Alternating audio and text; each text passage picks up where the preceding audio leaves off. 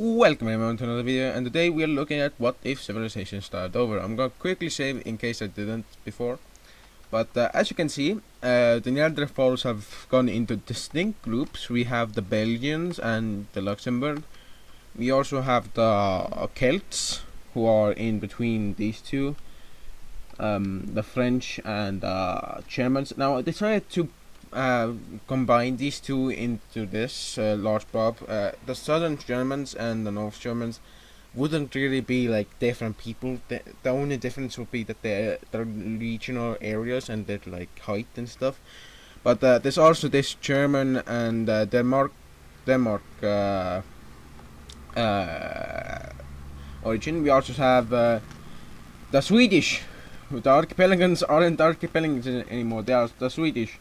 We have the Belarusians, we have the Eastern Polish, we have the Polish, then we have the Slovaks, Hungarians, Czechs, Netherlands, and as you can see, the Netherlandic peoples are very big in like size, and it would be made a country quite well. It would make a good country.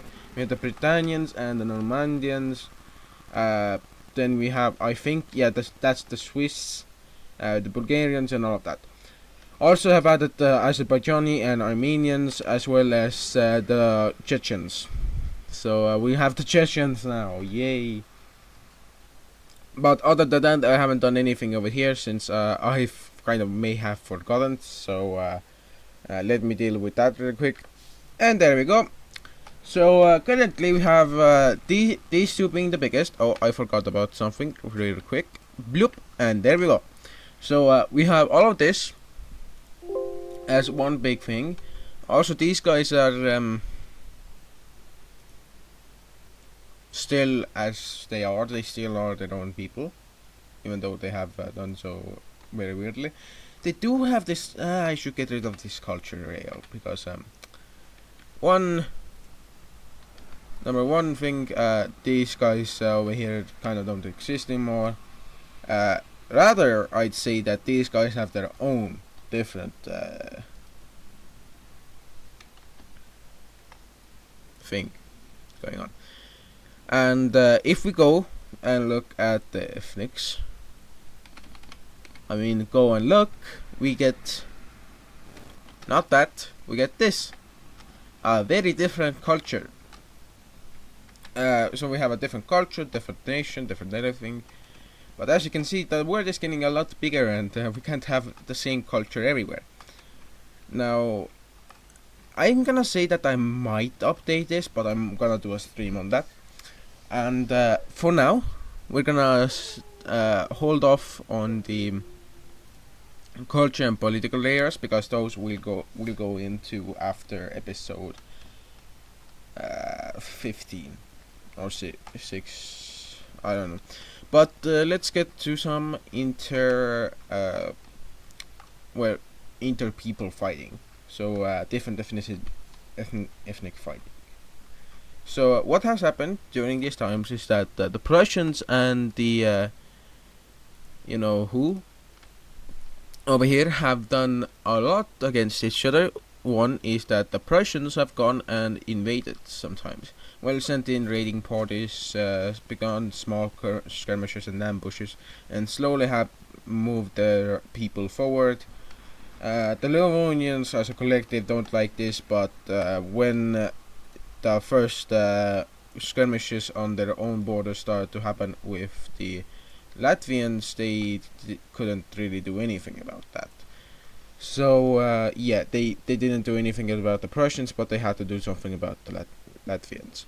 Now the Latvians would start to see a lot of unification between the tribes happen as people started to see like being in one bigger group than everyone else is better, and if you have more people, you can also have more jobs and all that.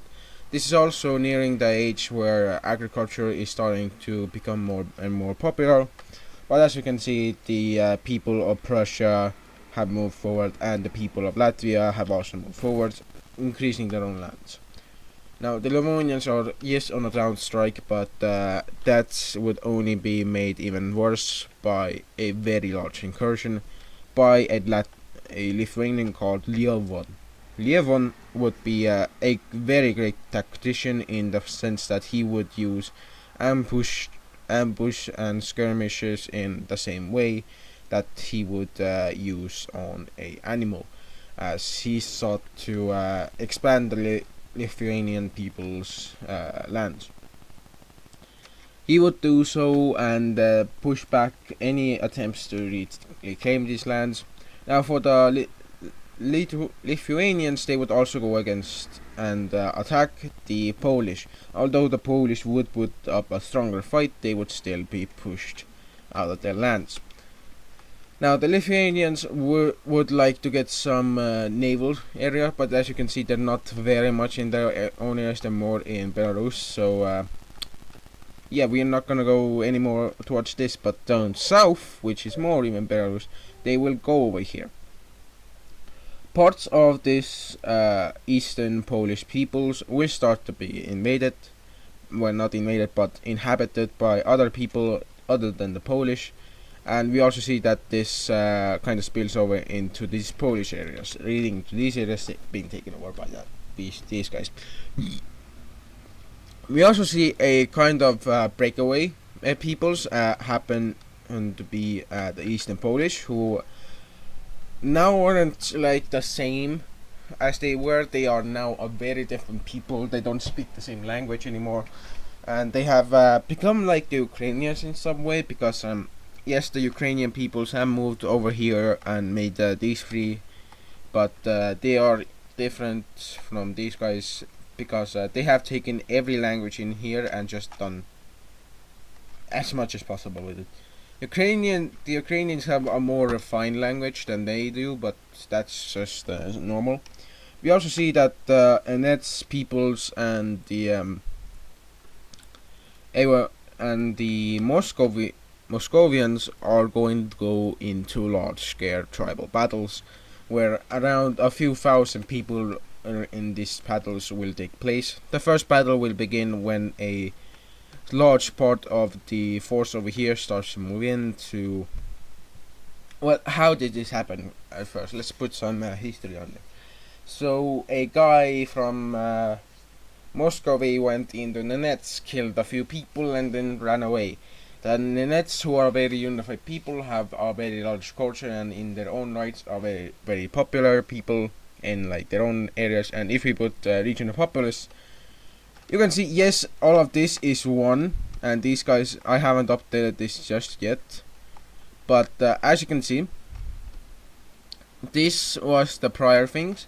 And as you can see, yes, these guys have a bigger population, but these two combined have more population than this guy does.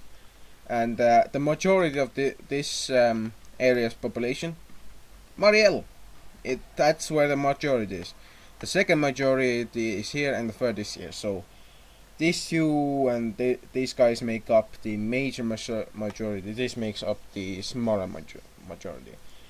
And if we go into over here, we see that the Nets have done a lot against the Moscovians. They have made a few incursions in the lands over here. In a few places, a few battles did take place. When I say battles, I mean like small scale skirmishes that actually turned into large scale skirmishes that could be called battles in this era.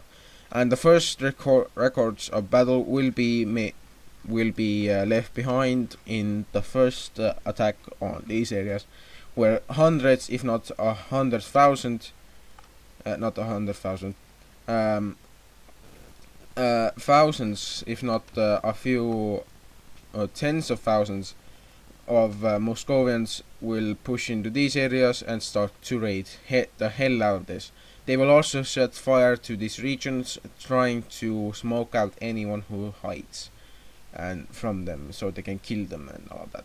But as they do this, they get a bit too cocky and they try to do as much harm as possible. Even some of them actually branch out into spearheads.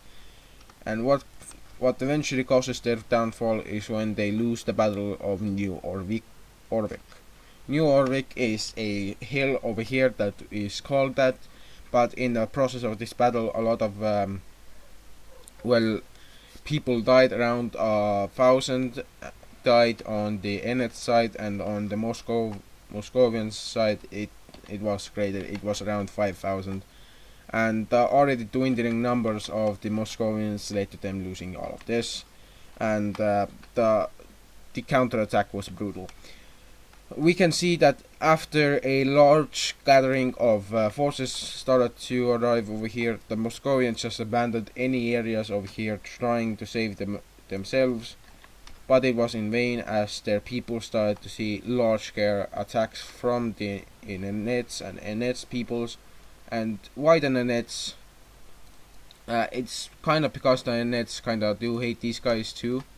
Everyone hates the Moscovians except for the Belarusians. They don't hate them, and same with the Ukrainians. But we do see that after an attack from these guys happens to arrive at a very bad time, when these guys are not even in the state that they can fight, it causes them to lose their major population status, as their people are driven from their own lands and they are forced to go into retreats.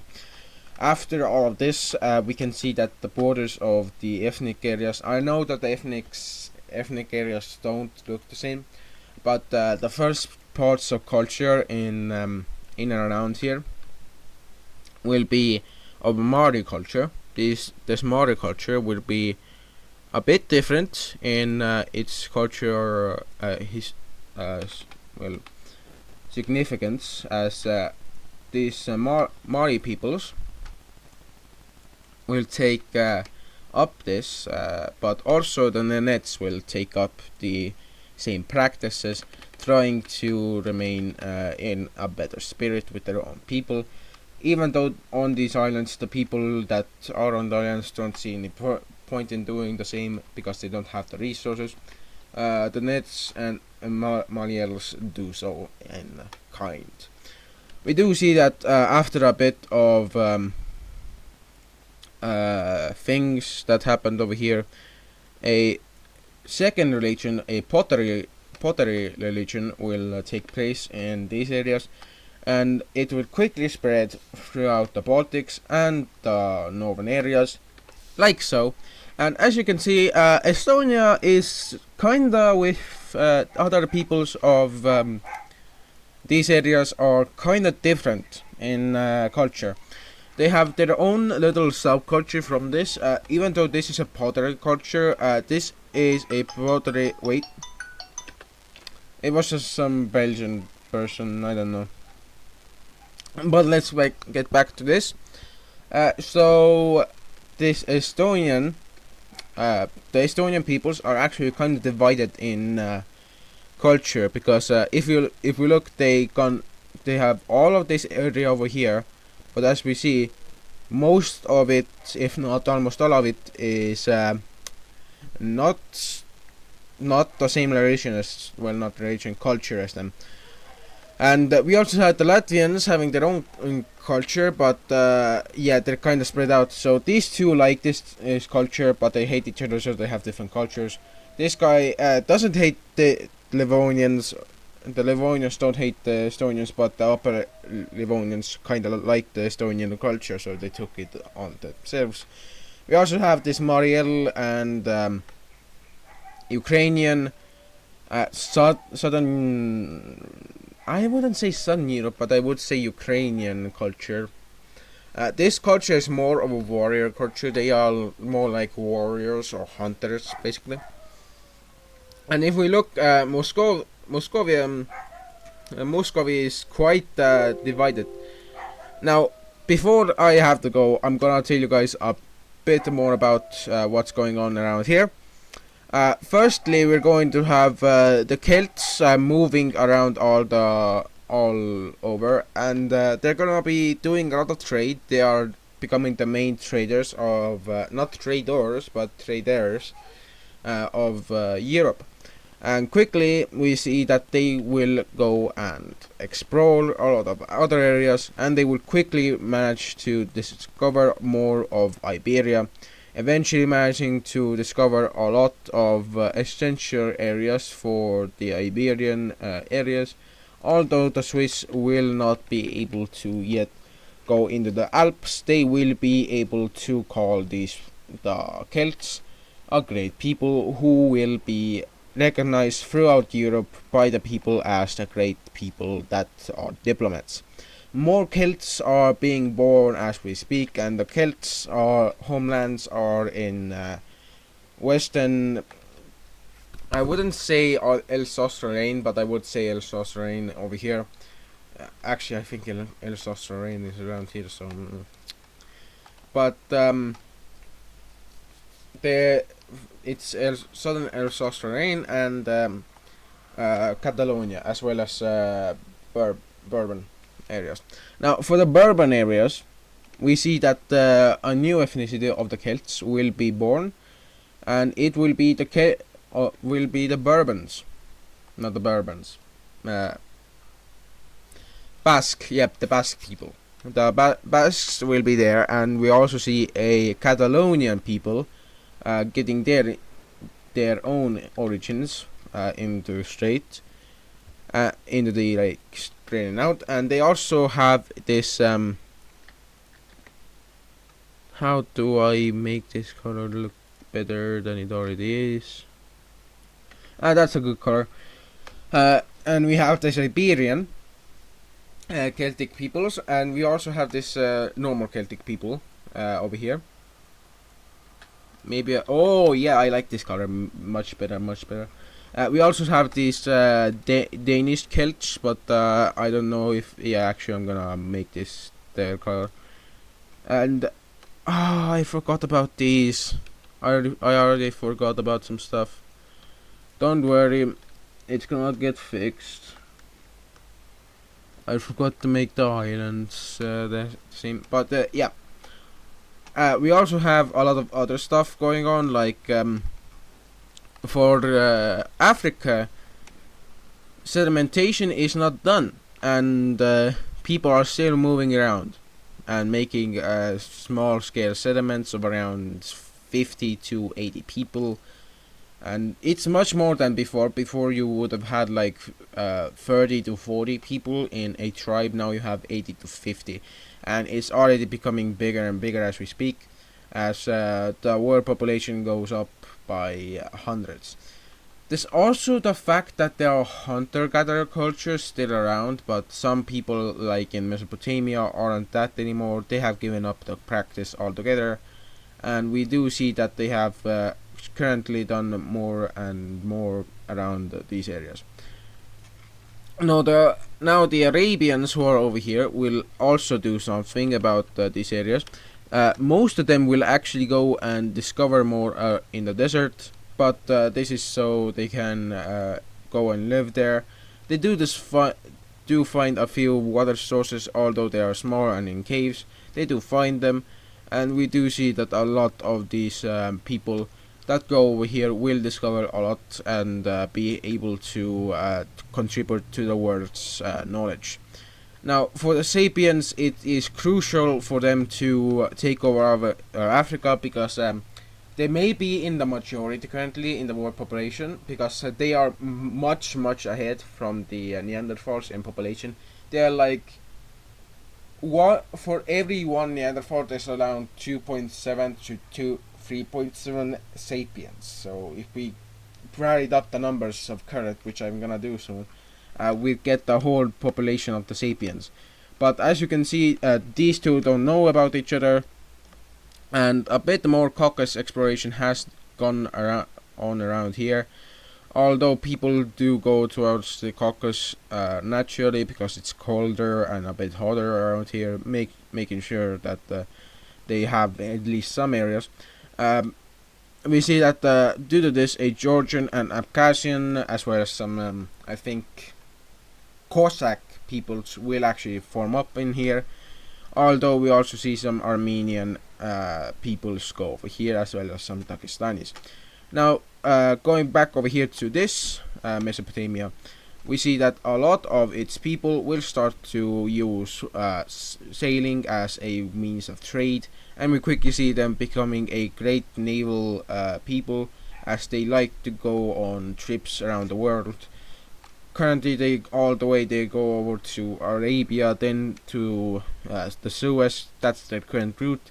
Sometimes they go even further into Zimbabwe, but that's the very few that do, and sometimes they don't even make it back from there. Speaking of making back, we will see that some hundreds of thousands of people from everywhere across the Sapiens knowledge will actually go and explore these areas, and also settle these areas, eventually culminating in these two guys finding out about each other, and these two are like, yo, we have technically the same language and we saw technically the same people, why not just connect up? And as we can see, people know about Arabia being a peninsula, and large efforts are being put into knowing about all of this area, but as you can see, nothing is being really done. A lot of areas are still being discovered, yes, but not much is known about these areas as of current. We will see that the ethnic peoples of both south eastern Mesopotamia and northwestern Mesopotamia will start to link up, and mostly the Mesopotamians over here will also push into these Persian areas, making a sub division of ethnic peoples, although I'm not gonna put that on the map yet. We'll see that due to this, a lot of these Palestinians will actually go up to here.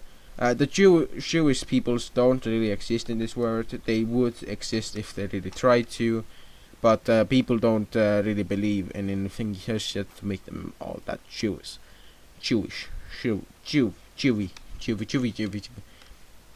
We see some Syrian and Lebanese lands are also inhabited by the Mesopotamians.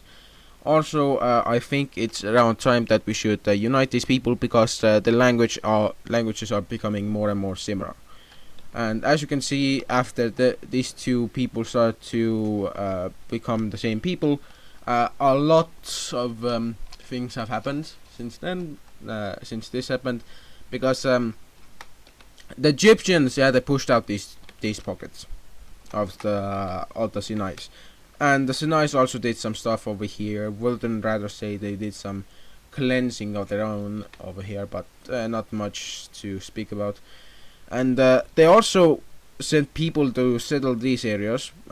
They did send them, in the literal sense that they did. It's becoming very known that if you are sent to a place to live, you either have done something bad, or you are in dire states with the people who actually live in those areas, and you need to kind of just assimilate it into there. And as you can see, the Arabians are doing a lot for the areas, but we do see that the Mesopotamians will actually send their people over here, taking more of the Saudi Arabian coasts of the eastern areas, because, well, I know this is Saudi Arabia. I am not dumb. I know that this is Saudi. But the Arabians over here don't really like that, so they say, hey, let's just go over here and settle all of this. They do that, and they actually make a lot of sense while they do that, because by sense I mean money, and by money I mean they make a lot of trade. And how do they trade? Well, these Arabian people over here, as well as Egyptian and Sinai, they use camels to get around, just like all the people of old in our world used to do, of the ancient times. Maybe they used to, also medieval times too, because yeah, that's what they did. But we quickly see that cavalry riding is kind of becoming very, very liked in these areas, as the Sinai and the Mesopotamian peoples have access to horses, and these horses are also all the way in Africa, where zebras are somehow being domesticated by these people who are hardcore. I'm not kidding, these guys are hardcore. You go at them in one group, like of 40 people, they will come back at you once you like ambush one of them. They will come back at you and destroy you. I'm not kidding. They will do so, and they will do so out of their own volition. And if you piss them off, you piss them off. That's all I'm gonna say. You don't want to know what happens. The Sudanese will also do a bit of more sedimentation, although this little smaller ethnicity of theirs will actually also go over here. Now, for these areas that are being settled, the smaller ethnicity will actually settle the most parts, most of these areas, as we see that they will be the main settler of these areas and they will be the main Sudanese population. Quickly, we also see that a large amount of people start to form towns over here, and we actually see the first, even though it's ahead of schedule, we see that the Sapiens are the first people to make a village. Now, this village will be very different. The people that are over here, these guys are the ones who built up everything, and they have the first the luxury of being the first people to have this. But after a few raiding parties came in and kinda did some stuff over here, because they want people to actually listen to them, they just do what they do. And we see that after all of this happens, and the news of a village being a very great way to start to make food, villages will pop up around the place as people just come in, look at these villages and like, I wanna do that, and they do that. And some of these even become so large they could be considered towns, although towns in this world must have more than just wooden walls around them, and better housing. To be honest, they also need to have a marketplace, which anyone doesn't which these villages don't have. But as you can see, these villages allow for major population areas to start to flourish, and quickly this the villages over here that are gonna pop up are going to spill over into the Arabian areas, where villages will be made in many. The Qataris in a special way will make as many villages as possible. That's to just get their population up in time, and the rest of the Arabians don't do this. They don't see this as good for them, and the expansion of the villages stops around here for the Arabians. But for everyone else over here, even the Sinais take up the practice. The villages that are made allow for greater habitation and also any other things. So we have the first villages appearing. These villages will quickly be not only the first one and not the ones made by only the Sapiens, but we also see the first villages in Estonia and Ukraine. As the people have started to consolidate, we see that a lot of villages have begun to pop up around the world, and the first major point of the whole area over here is when by some miracle the first real walls are put around a village, and like first stone walls, housing is made, and eventually we see the first town being made. Now this town is only in Crimea. It's very different from everything else. But as we can see, this town will be the first catalyst that will make a first nation of the Neanderthals. It will be the catalyst for the first nation of the Neanderthal populations. I'll see you guys next time. If you like the video, pick up that rock that is the like button, throw it at the tree that's the subscribe button, and I'll see you guys next time.